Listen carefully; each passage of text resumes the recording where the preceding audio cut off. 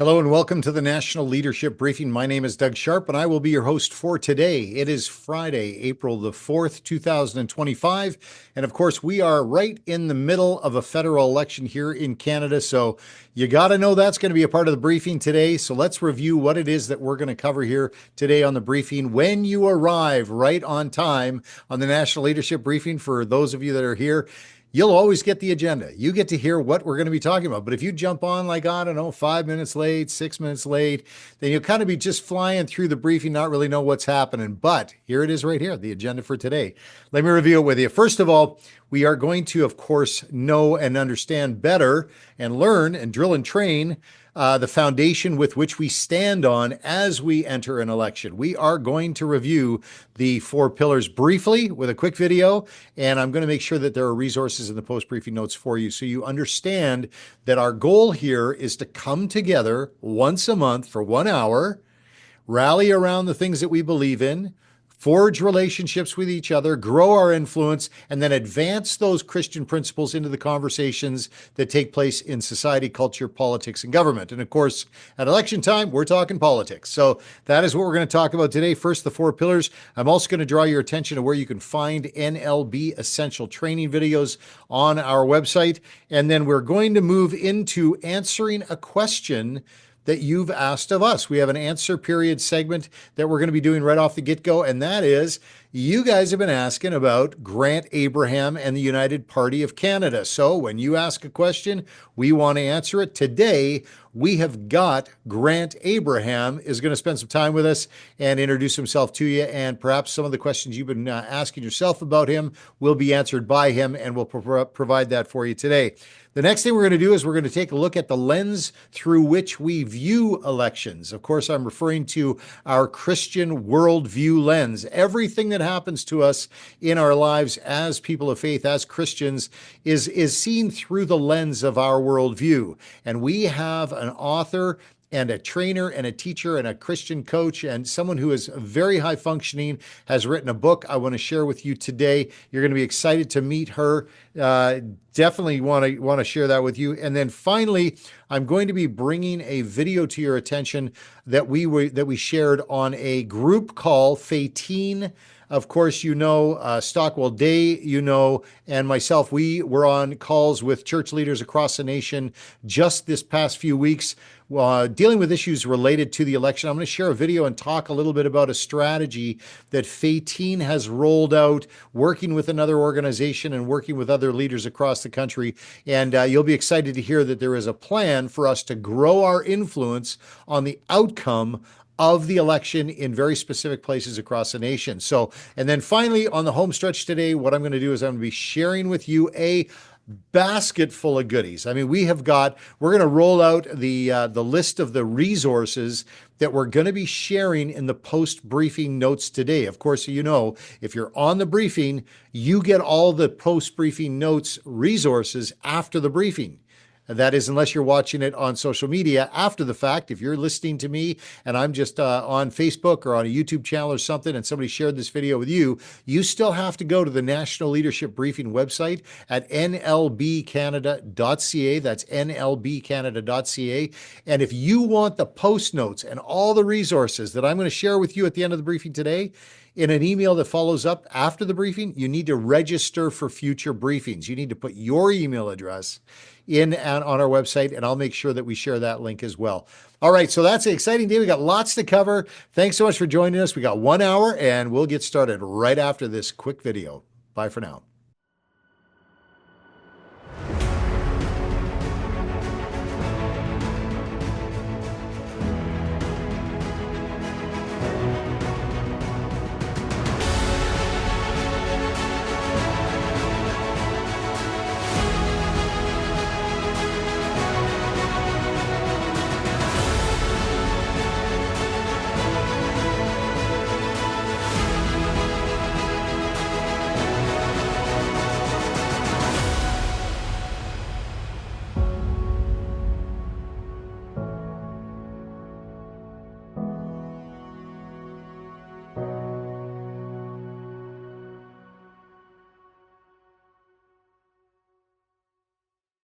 And we're off on the briefing today. Well, we definitely want to have our feet planted firmly on the ground going into an election, don't we? We definitely know we're going to be stepping into a very noisy and chaotic environment. So we remind ourselves about the things that we believe in before we go into that fray and noise. We want to stay on mission. We want to stay on point. We don't want to get dragged off message. We don't want to have our focus deviated from what we know we want to accomplish. So let's review quickly the 4 pillars. These are the things that we believe in, the things that the church told me about back in 2016 when I surveyed the church and I asked them, what is it that's most important to you? And at that time, back in 2016, they told me very clearly that they wanted their parental authority protected and preserved. They wanted the right of belief and freedom of religion that they possessed to be preserved as well and protected. They wanted vulnerable people that live among us in our communities to be taken care of, and they also wanted to make sure that that burden of debt that civil government had heaped upon the backs of our children was being removed by future governments. They recognized that was a problem. So these principles, the 4 pillars, are what we're working to advance into the conversation that's taking place in every election, in every conversation we have, whether we're in the street talking to our next door neighbor or it's an election time when we're talking to a candidate. We want to let them know what's important to us, and we want to advocate on behalf of those positions. Now, if all of us are doing it together, we have greater influence, which is why we come together once a month on the National Leadership Briefing. So let me give you some tools that you might be familiar with if you've been on the briefing, but if you're brand new, you may not be aware that we've got all kinds of tools to help you set your feet firmly on the ground as you enter the fray. Here it is. We have the 4-pillar video that's available on our NLB website, our National Leadership Briefing website. You can go to our YouTube channel. There's a playlist that has them all together. So there's a 4-pillar training video. It also comes with a transcript. If you're a pastor or a church leader and you want to do some training on it, we have a transcript of the video that you can actually teach from. We have speaker notes that you can actually use if you're going to be sharing information about the Christian principles that undergird the 4 pillars. But we also have a short video and a long video that you can share on social media. So there's lots of ways for you to learn about the 4 pillars and the principles that undergird them. But there's also a lot of resources that you can share with other people to gather more people and support around them. We also have other training videos like the Sphere Authority training video. We also have another video called the You training video, which talks about you and your specific authority. And then finally, we have something called the Horizon training video, which helps us to train our eye to the horizon. Instead of waiting for something to be on fire at our feet, we can actually look out onto the horizon and we can see something coming and then use the road in front of us to prepare to either meet that opportunity and capitalize on it more effectively, or we can prepare ourselves to meet a threat that is going to be somewhat hostile to the things that we believe in and the things that we believe or our community believes in. So there are all kinds of resources. You can go to the National Leadership Briefing YouTube channel. You can go to our website at nlbcanada.ca, but I'm going to put all those links in the post-briefing notes for you because I love you so much. We'll make sure that it's right at your fingertips. Okay, so that's the foundation. I'm going to come back right after this quick video, which is one of the tools that you'll find that you can share with other people, this little video. And then we'll come back and we'll get started with our answer period segment for today and introduce you to that person you've been asking me about. You've been asking me, who is this guy, Grant Abraham, and the United Conservative Party? Well, I'm going to bring him right to you in today's answer period segment. Back in a flash.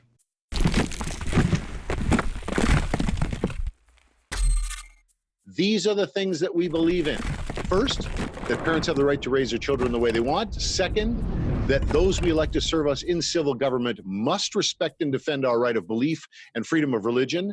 Number 3, that the laws and policies of civil government must provide for the safety and security of the citizens, especially the vulnerable among us.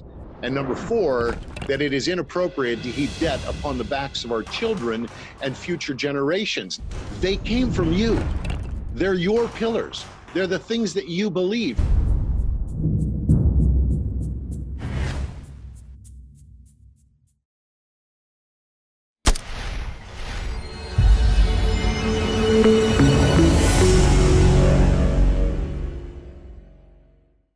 Okay, you ask, we answer. Today, Grant Abraham, leader of the United Party of Canada, is joining us. That is a federal political party, an emerging party here on the political horizon here in our nation, and I'm happy to introduce Grant to you now.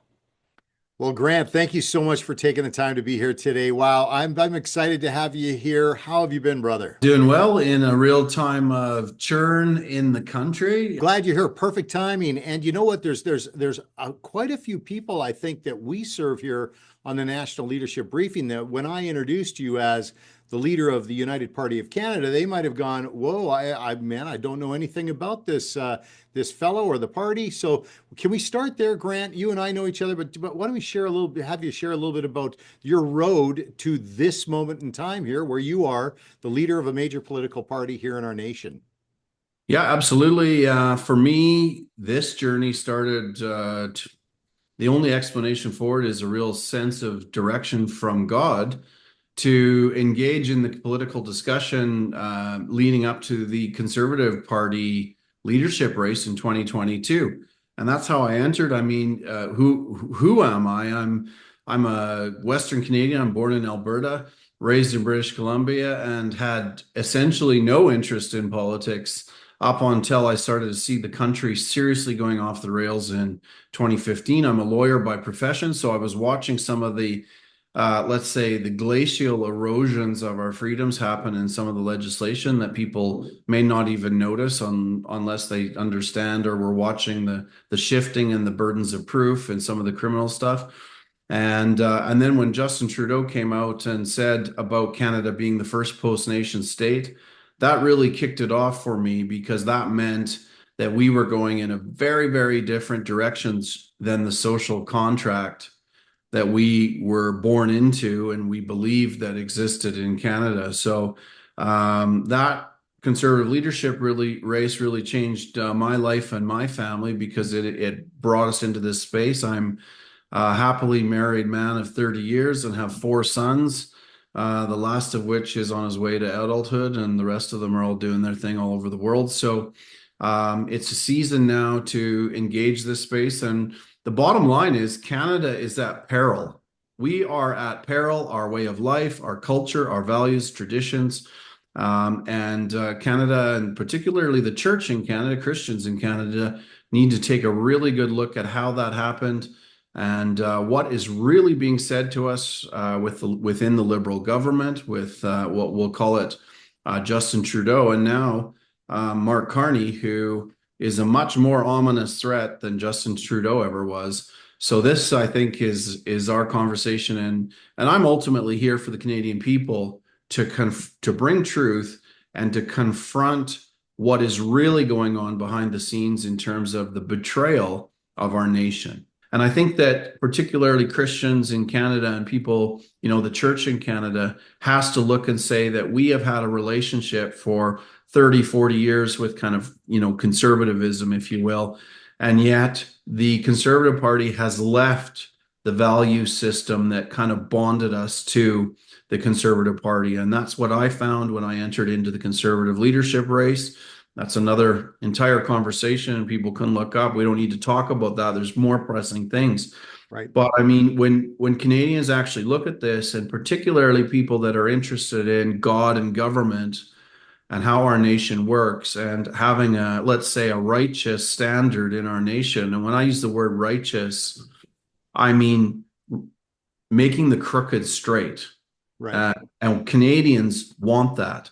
And so when we look at even what we think the solution is for us in Canada in the form of the Conservative Party, I can no longer align with that because I'm seeing policies that are being implemented by them, whether it's their lack of courage or whether it's stupid or whether it's intentional or whether it's lazy, I don't know. But when I start to see that sacred relationship between parents and children having the state intersected into it, wedged in, so that parents can't engage or help their kid if they get confused about their gender identity. And suddenly we're sending our parents to prison because they're challenging the ethos in the school so that maybe a child that thinks they're gender transitioning, if a parent tries to pull them back to their heterosexual identity, that's been made a criminal offense in Canada. So you have 5 years, you're facing 5 years in prison as a parent, as a grandparent, as a pastor, as a counselor for challenging this. It's called Bill C-4. Yeah, let's talk about that because that is something that obviously we've covered here on the National Leadership Briefing. Our audience is very familiar with Bill C-4. However, we will put information in the post notes again today. But share with us what your perspectives are on that bill and what it's actually done for two parents here in Canada by the government. So that bill specifically is called Bill C-4. It was passed by a unanimous consent motion in December of 2021. A unanimous consent motion basically inverted the vote so that it would be accelerated if there was unanimity in the House to pass it. So what that means is that if one person in the entire House of Commons on that vote had put their hand up and said no to that, that would have had to go through all three readings, have to be debated and understood. And what happened was it was presented to the House as a unanimous consent motion, and there wasn't one single MP that opposed it. By And the that Conservatives, it was Rob Moore, I think that Rob Moore read it into the House right. on behalf of the Conservative Party. I mean, I'm not commenting here on the Liberals or NDP. That wouldn't surprise me from them. But it was shocking to me as a conservative Canadian that bill had passed that way and that there wasn't a conservative candidate or conservative MP that actually opposed it. There was one that was out of the country. I think that, and that may have been intentional to have him out of the country because he would have opposed it. But the rest of them all simply allowed it to go through. They didn't stand, they didn't put their hand up, they were scared, they were confused. And some of them are lawyers, and I don't think have the excuse of being able to say that they didn't understand. So to me, that was a compromise that happened. I find it very interesting because if you listen to conservative candidates, in an election, there's going to be conservative candidates talking to you about the country. They'll always say to you, oh, the Conservative Party is so great because it allows you to vote your conscience. Well, surely parental authority should have been a matter of conscience, and it clearly was not. And those candidates, those MPs on that vote in December of 2021 were whipped into voting, or they didn't have the wit to stand up and oppose it. And so that's a really clear example of the erosion of the trust that is breaking the relationship between Christians in Canada and the church in Canada and what the Conservative Party is supposed to be doing. So they're kind of trading on their reform era relationship, but they've long since pitched those values. And so whenever I speak to Canadians in this country, I'll say, could it be, you know what a blind spot is? Could it be you have a blind spot? And they'll say, well, what do you mean? And I'll say, well, could you have Stockholm syndrome? Could you be so in love with your historical relationship that you haven't realized that they've actually started being abusers of trust, abusers of these sacred values, some of which are the values that actually are Canadian that built this country, and that's let parents get to raise a kid up and to help them define their education and the direction in their life.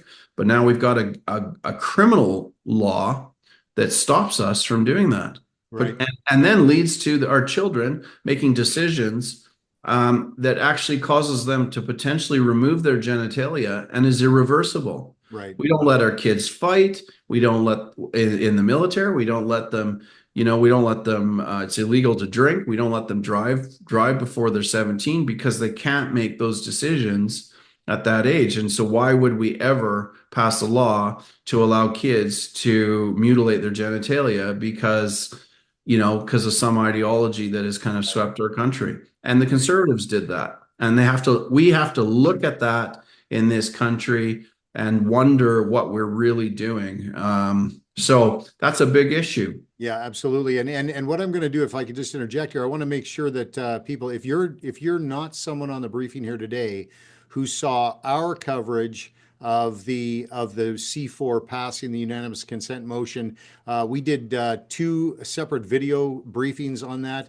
We called it a crisis of democracy at the time. I'm going to include those in the post-briefing notes for you today. So bring yourself up to speed on this, because remember, you're going to have incumbent candidates knocking on your door and asking you for their support in the upcoming election. And of course, you can ask them, were you in the House that day? Were you in the House that day that a unanimous consent motion was put forward to strip parents of their authority to raise children the way they want? And what did you do about it? Were you one of the ones that sat on your hands? And that accountability piece at election time is important. And so I throw that in there because, Grant, here our community is one that understands that there is that responsibility for us to cast an informed vote at election time, and right. that information, that informed voter, that's the posture we want to take at election time. Now, on that note, though, if I could use that as a segue, because you're actually preparing an alternative, like a real credible governing alternative to the current existing parties, and presenting candidates in this upcoming election. I'd love to know from you anything that you can tell us about where you're at, what your plan is, the things that you're rolling out, anything that can help people kind of tack with you and look for you on the road leading up to E-Day. Yeah, well, we are definitely doing that, and that's a good segue. Thank you.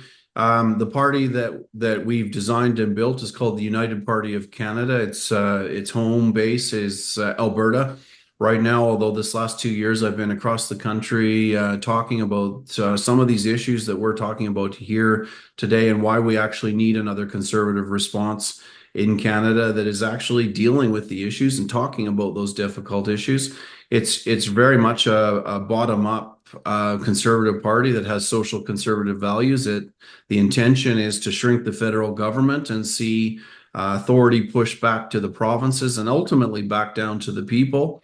And these days, there's a lot to talk about, because this issue of post-nationalism and also what President Trump is saying to us is driving home a lot of these discussions that we've been allowed to just conveniently ignore in the country. And just to jump back for a second here, Doug, what President Trump is ultimately saying to Canada is that we will not become a post-nation state. We will be Americans before we are allowed to become a post-nation state at his northern border. That is the message from the Americans. There's all the rhetoric that that our media is kicking out, and right now Trump is being targeted as a very negative person in Canada. But I just think it's a binary choice, and we now, and I think this is going to be we're updating our website right now for the election. It's unitedpartyofcanada.ca. If you want to hear some of my current thoughts in terms of social media, you can see me at Grant S. Abraham on Twitter. We migrate some of those onto social media, and we could do a better job doing that, but I'm doing my own Twitter. So where we're going in Canada is we're recognizing that we have some real constitutional challenges in our country. The West feels certainly very alienated with the electoral system and also the equalization payments. We need to fix that for sure.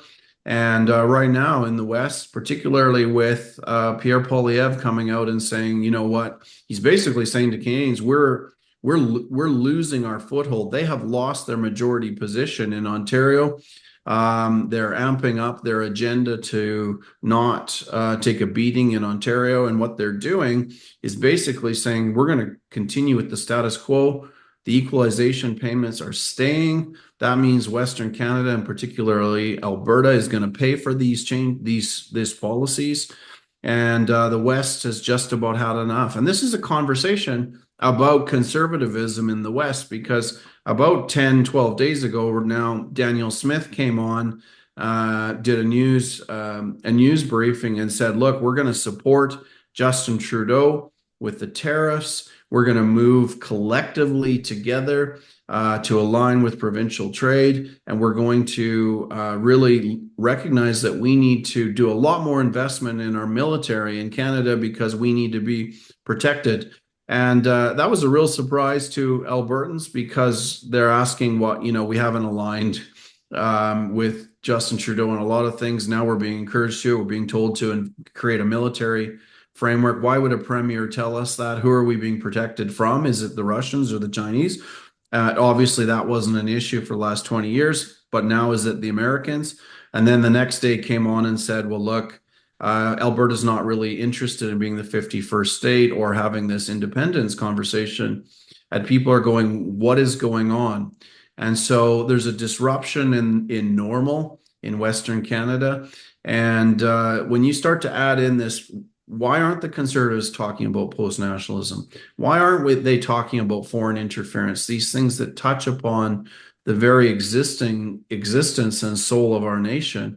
Why are they rolling out treaties against the Americans? Why aren't we dealing with equalization payments? You start to get a flavor for a lot of the reason why I was moved into the position that I am now, why we're building a party to provide a sensible response for Canada. And if you listen to some of the podcasts that I've done, I'm talking about Alberta as the beachhead for independence in Canada, because right now Alberta is strong enough, and I think with some of the other Western provinces in particular, to actually join together and make a real argument for independence.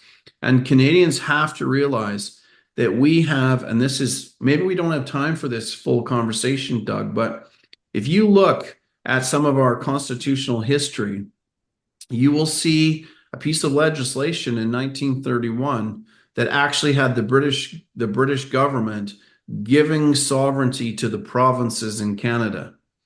And that freedom that was given was really appropriated by Central Canada, and they replaced the crown with themselves, which is really why we have these imbalances. And this is a reality in the discussion constitutionally. And in some ways, it's a return to a discussion about what we should be and how we should have formed as a nation rather than what we were told to do. Because in 1931, in Western Canada, people were still pulling stumps and farming and fishing and, cutting down trees. We weren't watching what legislation was going on from London, right? But now we are, and now it's a very different discussion. And there is an independence movement. It's undeniable. And these are all forces at play. So what I'm saying to a lot of Canadians, and particularly Western Canadians, is that this federal election, if it happens, is really a referendum on freedom. And so we're looking to run candidates, particularly across Western Canada. There's some right across the country, but we're looking at a full slate in Alberta and as much of BC as we can get covered. Saskatchewan as well, and we're in the candidacy process now as we move to an acceleration towards an election date.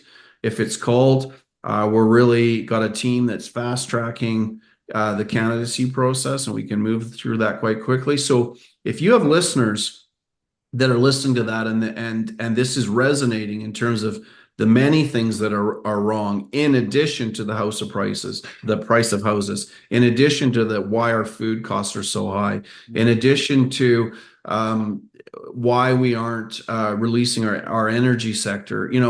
We could go on and on and on with those housekeeping issues, but we have to preserve this country before we can worry about the price of gas, because it will be irrelevant if we don't fix those bigger issues. Right. And so, that's probably another discussion, right, in terms of talking about house prices or what we're going to do with unemployment or immigration or even difficult discussions that people don't want to have these days politically, like how are we compatible with militant Islam? And why aren't we having those kinds of conversations? It's not enough just to say in Canada, we're opposed to anti-Semitism. Anti-Semitism has a root. And so these are the things that I'm wanting to see Canadians talk about and hear from their leaders, because they're the real issues, and they're almost daily paradoxes that we struggle with as we see what's going on our streets and in our shops and in our schools. And so we're talking about all of these things. We're updating our website in advance of the election. So do check us out on the website. And there's so much to talk about here, right? Yeah. So I'm trying to squish so much into. Well, that's okay because we're going to have you back because this is an ongoing conversation. I'm really excited about your approach. You mentioned the book, The Battle for the Soul of Canada. I've read it. As a matter of fact, I tell everyone on the briefing here today. I actually took it with me on holidays and reread it, and it's really the one of the reasons why Grant and I are in relationship now because I a lot of the book came back through to me and touched me, and I went, wait a second. Especially there's a chapter there where Grant starts talking about the way forward, and we don't have a lot of time to get into that today. But in the meantime, until we have that next conversation with you, Grant, I encourage everybody to pick up that book because it is an outstanding piece of work. I appreciated it very much, Grant, and I thanked you for taking the time to write that. But I'll put that in the post briefing notes as well, plus the link to the United Party of Canada website. Yeah. Anything else you want to throw in the post briefing notes, I Grant? think if you want to read some of my thoughts, I mean, Twitter right now is a communication marketplace, Okay. public square, if you will, for Canada. You can see a lot of my discussion with Canadians, and it's all very raw sometimes. And sometimes people go off on threads on their own, but you'll see a lot of my thought on how it's forming in relation to protecting our gun rights and oh, there's endless things. Even Right. this discussion about multiculturalism versus having an integrated Canada where there is a Canadian identity. And Quebec has just brought out a bill where they're saying, let's lose multiculturalism. We need to integrate people into our Quebec culture. English Canada should be doing the same thing. Right. These conversations are raging while the West is really looking at pulling out of this dysfunction that's going on in central Canada. And the thing that just blows my mind is we have this discussion. I have it on the streets. Oh, but you're going to split the vote. You know what? The conservatives have left the Western conservative values a long time ago. And we actually, now is a time for change. Now is a time to actually, as I'm talking about, reforging this country and using some of these forces that are at work, like this constitutional position from 1931, to give a lawful, legitimate argument in conjunction with what Trump is saying. And, a lot of people are down on Trump, and I'm saying, thank God for what he's saying, because he's actually forcing these discussions. He's identifying who's who in the zoo, because who would have thought Pierre Poilievre would have ever come out and said, let's do retaliatory tariffs? I mean, it's like a, it's like a child trying to pick a fight with a mixed martial artist. It's ridiculous. We have functioned along our whole economic infrastructure from the 80s has been a free trade agreement that's had an integrated framework with US, particularly on the auto works. And he's saying, Trump's now saying, let's build our cars in the US. It's time for Canada to wake up. We've been stuck as a kind of a teenage country for like 80 years and have had stunted growth. It's time to actually migrate into being an adult nation. And this is the opportunity, and Canadians need to see and rally to this and stop being lazy and muscle memory and just saying, well, we just got to get rid of, Carney. Pierre Poilievre is the exact same thing. He is a globalist. He's taking the country over a cliff at exactly a slightly slower pace, but the same cliff. And that's what the book's about. We got to talk about that if we don't see it. And then if we can preserve Alberta, we can preserve the West, we can redefine Canada. Is there a place on your website to sign up to have you send him out updates, newsletters, that sort of thing? Yeah, there is. Good question. Thank you for asking me that. Yes, membership. We need membership. We need volunteers. We need candidates. You may think it's too late, but it isn't. So Grant, that's a great introduction of who you are and the United Party of Canada. Thank you so much for coming today. We're going to have you back again because as we walk this road, you are going to be an important part of keeping our community on that road to becoming an informed voter on E-Day. So we appreciate you and value you and what you've done. And thanks so much for your time today. Yeah, Doug, good. Always good to chat with you, man. Blessings. Bye-bye. Okay, we're going to keep rolling here. We're excited today because when we have these kind of quality people on the briefing, always love sharing resources with you. But then when you can also get to know people who you can get into relationship with down the road, I just got to tell you, this is a quality person and a quality organization with quality resources. You're going to want to be in relationship with this individual. I want to introduce you to Katherine Gallagher. She is the author of a book called Worldview and also leads an organization called GoStrategic. It's a ministry that seeks to equip and connect kingdom-minded leaders and organizations. Does that sound like something that on the briefing we would appreciate very much? You bet. GoStrategic's Worldview resources establish an internal foundation based on the timeless axioms and presuppositions of the kingdom of God with solutions that bring health and freedom to individuals, families, communities, and nations. My goodness, are we aligned?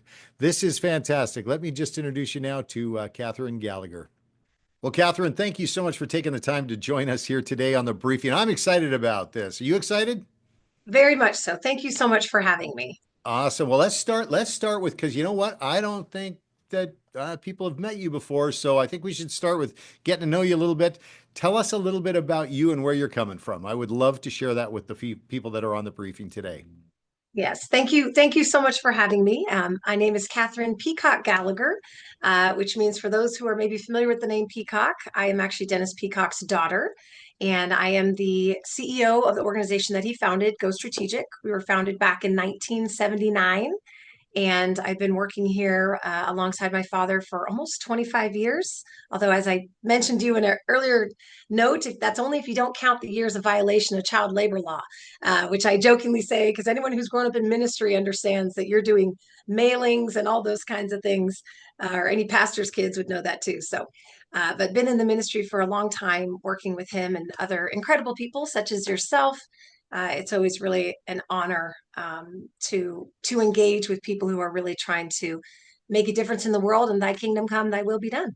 Amen to that. And then thank you again for the time today because what happened was for those of you who may know a little of history, I know I've talked about this before, is that I ran into your father, Katherine, like in 2015 and immediately saw your father as somebody who really had something that was on the heart of the Lord for our nation as well. You're from the United States, and I said, wait a second here, this is something that Canada needs. And so I just climbed right under his wing and I'll drive you to the airport, I'll carry your bags. I offered that all the time. He never took me up on it, but I learned. Oh, And so I'm very thankful to be in the relationship. But then what happened was you surprised me because a book that you wrote, this book that you wrote, crossed my desk, and I got so excited about it. I wanted to have you on because I view this book as a book that will be a great benefit to the people that we serve. So can you please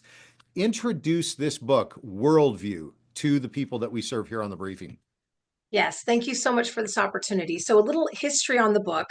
It is based on basically 40 years of my father's worldview teachings. Our organization really focuses on everything we do is really going back to the key truths that are in the Bible and what are the presuppositions behind what we believe and why we believe it. And then how does that work out, roll out, extrapolate into the various jurisdictions of life, to our family, our church, our business, public policy, all those things. But we believe they all really come down to these key truths and really looking at the foundations of worldview of what we believe. And so in our work, there'd been a request of, hey, you guys don't have something that's really an easy introduction to what you teach. And so I took his content. I actually had fun. If you've ever watched a crime scene investigating type show where, they put all the things on the wall and they're connecting the dots with red to figure everything out, that's basically what I did with our worldview content. And I looked it over and said, okay, Lord, what are the common threads here? How do we simplify this? And then I tested it by teaching my daughter's 8th grade homeschool co-op, because if you can't teach it to 14-year-olds, I don't think you fully understand it, right? So I taught it to them, and then from that, finalized based on my outlines of teaching it to 8th graders.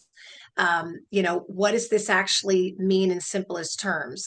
And then it produced the handbook. And in it, we basically simplify with our approach to worldview and presuppositional thinking we say basically any of the big issues, or even small issues really, can come down to one of what we call the big three. What do you believe about the nature of God, the nature of man, or the nature of truth? And I would submit to you any big or even little idea can come down to what we believe around one of those three or a combination of them. And this approach was designed to really simplify how we engage others in conversation and also how we actually can analyze ourselves to see where we're really at with God and with these issues. So that was really the purpose of creating the book. And we found it just really helpful to take away some of the maybe being intimidated to engage certain conversations. Because if we can get it down to this more kind of pragmatic foundational approach, it really takes away to some of the emotion of the hot topics that are today. And you can really simplify it and say, hey, this is actually really comes down to a difference of foundational beliefs. Right. Right. Well, and this is great. So the content is solid, but the presentation that you talk about as being sort of a gateway or a way to sort of enter into the conversation and lead you somewhere else. I just appreciate it so much. Like, I just got to say, you guys, look at that. Look at this. You could consume this in an Yes. afternoon. And Yep. it's something I have to say, I thought I would just consume this in an afternoon, but I actually kept coming back to it because there's a lot that you got to unpack in some of Yes. these pages, right? But it's something that is not intimidating to pick up. And Right. sometimes busy people, we got lots going on in our lives. I just appreciated the format so much, Katherine. Thank you for that. I mean, there's Oh, lots of great work out there on Kingdom that is like the big workbook. We just actually introduced one last month on the briefing, but again, this is the intro point. Now, if I may be so, like, just take up just a little bit more of your time. You said this is an entry point to more and other work that you are doing at yes. GoStrategic. Can you please just tell us a little bit about what people might be able to experience once they open the door by going through this book here? Yes. So it really was designed to be an easier way for people to get familiar with our approach because worldview isn't just about apologetics. It's really about understanding, what we believe and the key principles. Once we can grasp some of those key principles, then we can do an even deeper dive into how those principles roll out into more deeper subjects. So we actually have 3 online schools that are designed for people to do a deeper dive into the key, we use the term jurisdictions of our life. So we have 3 schools. One's called the School of Strategic Living. That was actually birthed out of my father discipling all of us kids in high school. The Lord told him, hey, you're teaching all this content to pastors around the world and you're not teaching it to your own kids. Mm. And so he in high school met with each of us in the morning, took us through the same content that he was doing with these leaders around the world. So that's our School of Strategic Living. It goes into issues around worldview, leadership, spiritual formation. Then we have our School of Business and Economics. The School of Business Leadership goes into all the principles around business. But again, they all come back to these key axioms that are in this book. And then our final school we have, which has actually been my baby for the last 5 years, because we literally just released it to the public. We finished 4 international cohorts that have been pilot groups that have been giving us feedback for the last 2 years. And that school is the School of Kingdom Citizenship, and it dives into public policy and community development. So all of these are done in online cohorts or in-person cohorts in some cases, but they're 18 months to 2 years. So they're a big dive, a deep dive, but they are incredible for those who have the time and are able to make that commitment because you get placed with amazing men and women of God from all around the world. You get to digest the content Mhm. and you get to really dive deep and get training that's fairly unique. Wow, that's fantastic.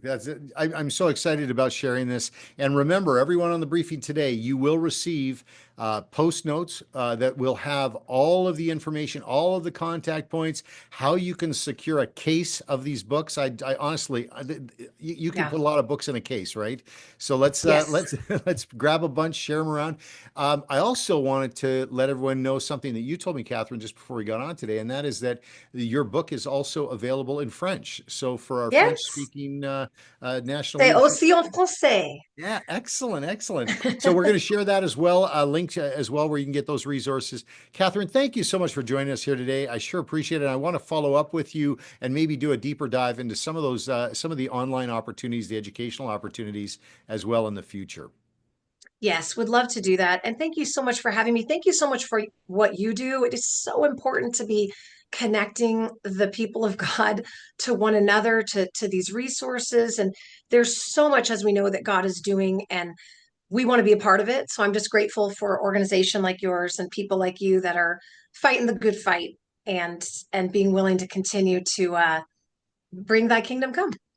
Amen. I'm a happy warrior, and it's just something we do naturally here. Thanks so Yeah. much. Have a great Thank day, you. Katherine. Okay, so now we have the rally points established, the things that we rally around, the principles that we want to advance into the conversations at election time. That is the 4 pillars. We've got resources. We've got our feet firmly planted on the ground because we're looking at the issues that we face and the things that are the decisions that we need to make in front of us through the lens of a kingdom worldview, a Christian worldview. And now is the time to take all of that and put it into action. So it's call to action time here on the National Leadership Briefing. Just to give you a little bit of background, over the last few weeks, both Stockwell Day, Faytene, and myself have been on various calls with leaders across the nation. Perhaps some of you have been on those calls where we have basically shared the realities of a circumstance that we face here in Canada during this election and the need for us to take action. Well, I'm going to share a video with you today that we shared on those briefings. It's a 10-minute video. It's a message from Faytene. And then I'm going to follow up with recommendations, things that I believe that we need to do. And then, of course, we'll wrap up for the day. So enjoy this message from Faytene, and we'll be right back with you shortly. What if I told you that what will happen between right now and April 28th in Canada will most likely determine the economic state of your province, your pension, whether or not Canada remains a nation as it is right now? Please stick with me for the next few minutes so that I can unpack this and explain exactly what I'm getting at.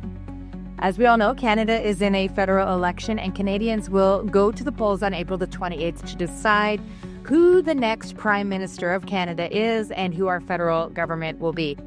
In every election, there is something that is at stake, and sometimes the stakes are higher, sometimes the stakes are lower. But what's at stake this time? Well, this tweet right here says it all. On March 20th, 2025, Alberta Premier Danielle Smith explained that she had just met with Prime Minister Mark Carney, and in that meeting, she provided a specific list of demands that the next Prime Minister of Canada, regardless of who that is, must address within the first 6 months of their term in order to avoid an unprecedented national unity crisis. Translation: Alberta is likely closer to separation than at any point in our national history, or at least very close to pursuing sovereignty, very similar to what Quebec accomplished in 2006. In a moment, I'm going to explain clearly why this could deal a devastating economic blow to the rest of Canada. And that blow could send almost every other province into escalated economic hardship. So please stick with me. But first, let's look at exactly where things currently stand politically in this federal election. To get a majority government in Parliament, a party needs to win a minimum of 170 seats all across Canada. On January 5th, when Justin Trudeau was still Canada's Prime Minister, the Conservative Party of Canada, at that point, if an election was called, would win a supermajority with 236 seats, followed by the Bloc with 45, the Liberals with 35 seats, the NDP with 25, and the Green with 2 seats at that time. Well, fast forward to March 23rd, 2025, with Mark Carney now leading the Liberal Party of Canada, there had been a 100-seat shift. The Liberals surged to a projected 178 seats. That's a majority Liberal government. The Conservatives dropped to 131 seats. This very well could be the most dramatic political shift in a 2 to 3 month period in Canadian history. The most recent poll shows the Liberals at 190 seats and the Conservatives at 125. Do you notice something right here? There's a clear political divide starting at the border of Saskatchewan and Manitoba. You can literally draw a political dividing line down the center of our nation right now. What's eye-opening is that this is also the line of division when it comes to equalization payments federally. Check out this chart. It shows equalization payments for 2024-25. Every Canadian east of this line benefits from these payments. Everyone in the west, well, they don't. New Brunswick, for example, received nearly $3 billion in equalization payments in the 2024-2025 budget. And that's nearly 1/4 of New Brunswick's entire provincial budget during that time. The same can be said for many eastern provinces. According to the Fraser Institute, in 2022 alone, Alberta contributed $14.2 billion more to federal revenues than it received in federal transfer payments. In other words, Alberta is a major contributor, not a recipient. And this despite the fact that, as Premier Smith alluded to in her tweet, federal policies have actively targeted and harmed Alberta's economy. Perhaps the greatest tragedy in all of this is that many of us in the East have no idea about what I have just mapped out. But Albertans know, and they are at a breaking point after nearly a decade of feeling economically abused. To bottom line this, many in Alberta just can't and won't take it anymore. If Canadians elect yet another federal government that refuses to respect Alberta, like a spouse in an abusive marriage, Alberta will likely move swiftly towards sovereignty in order to protect itself and its children, taking its strong economy with it. And here's one more critical point. Look at this. This is a graph of the Canada Pension Plan. See who pays and see who receives. Alberta pays $53.6 billion, which helps fund the pensions of Canadians in nearly every other eastern province, with, of course, the exception of Quebec, which, as a sovereign nation since 2006 within Canada, manages its own pension plan. If Alberta moves towards sovereignty, as Quebec did in 2006, it will no longer contribute to the CPP, and this could very well throw Eastern Canada into economic hardship. The question is, do we care? Of course we do.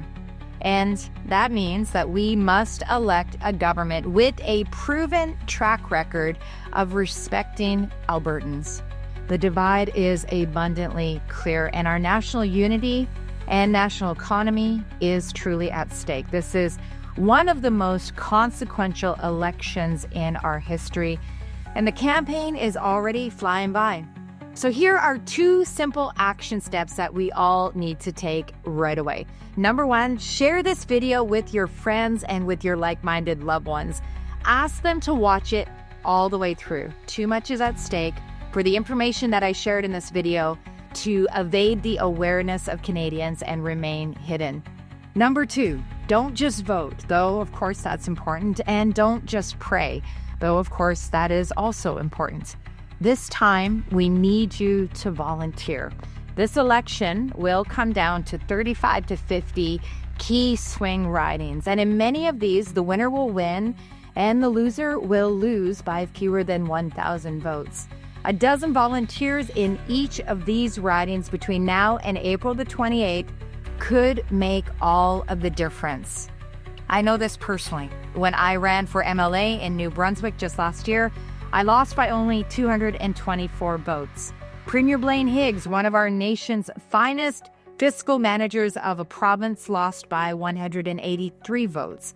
One volunteer in either one of our campaigns would have put us over the victory line. Your presence matters, and every day of a campaign also matters. If it's down to 35 to 50 ridings, which it is, and if only a dozen people in each of those ridings can change the outcome, and they will, what that means mathematically is that less than 600 Canadians volunteering could determine the future of our nation, national unity, pensions, the economy of smaller provinces in particular, and more. It's all on the line this time. But we can make a difference for our nation and for our future, but we do have to get up off the couch. Your presence is very, very powerful. If you need help identifying a campaign near you that's in a swing riding that needs support, simply visit formycanada.com and sign up to volunteer. A coordinator will connect with you.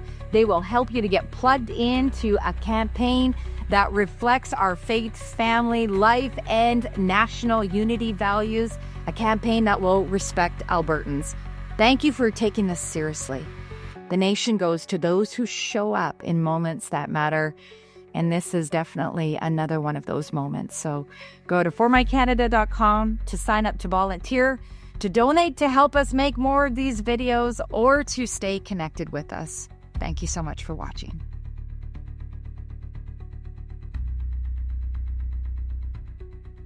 Okay, so there you have it. We have an opportunity here to take action. We have an opportunity to put our thoughts and all of the things that we've been preparing for, we can now deploy. We can go out on there and do what we had planned to do, and that was to take action at election time. Now, I'm going to make sure that the web addresses are in the post-briefing notes today, but just remember, this is the answer, what Faytene has shared with us about mobilizing people into those swing ridings. That's you, mobilizing you into those swing ridings is actually the easiest thing for us to do, because all we have to do is take that one step and get in touch with Faytene through the portal, through the web address that I'm going to share with you in the post-briefing notes. And then the coordinators are going to help you mobilize. And again, they're not going to make you feel terribly uncomfortable. They're going to find something that's just suited perfectly for where you want to be and where you feel you're comfortable being. But I'm telling you, the more we get through that doorway that Faytene's opened for us, then the more effective we're going to be during this election. So in the post-briefing notes today, what I'm going to do is I'm going to include the entire video of the call that we had with church leaders and families and parents across the nation. One of them anyway, we held a few. So I'm going to share one of them. I want you to get the full message, but really at the end of the day, all we're asking you, all Faytene's asking you, is just to take that one step of walking through their process, getting in touch, have a conversation with the coordinator, see what you can do. It would surprise you at just exactly how much influence you have that you can wield at election time in this way. So that's my encouragement to you. Now, we are in the home stretch, and I told you I was going to bring you out a basket full of goodies. In the post-briefing notes today, get this, it's election time and we got resources. So what we're going to do is we've got a one-pager here called On Election Day, and it is a way of articulating your views through just a script that you could share with your candidates, with other people in your church. If you're looking to grow a coalition of people that support the views that you have, it's a way of putting your thoughts into language. So that's on one side of it. And on the other side, it says things to consider when choosing a candidate. It's just a tool. That's all it is. And then once you take it into your hands and use it, it becomes effective.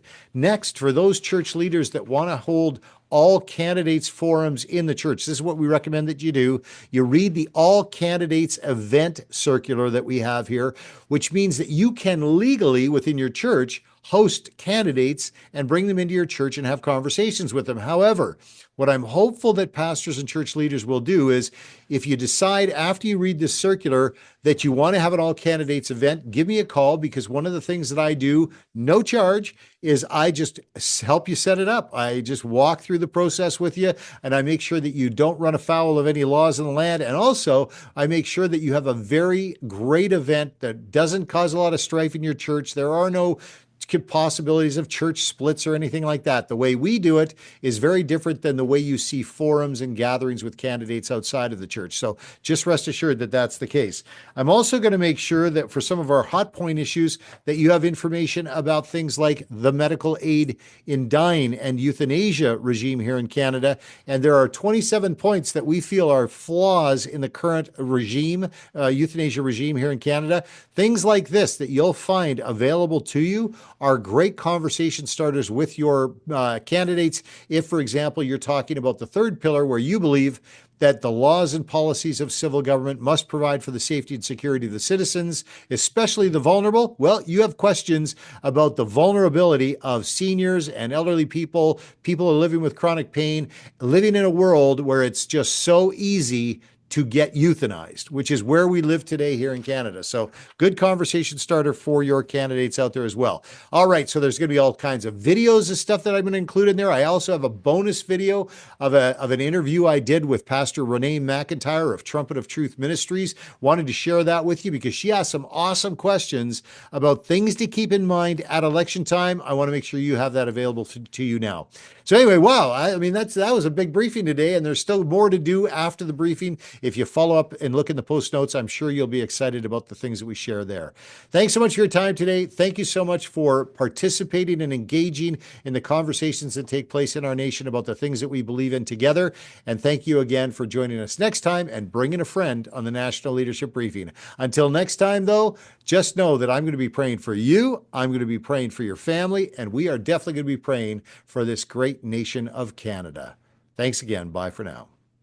It's time to wake up from our slumber and stand together, united as one.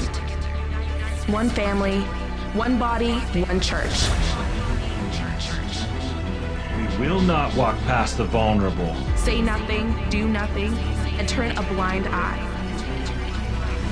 We are citizens of a great nation. We are good Samaritans to our neighbors. You are not alone. We are the largest unified voice in Canada. So we stand united. This is our rally cry. We are Christ to our nation.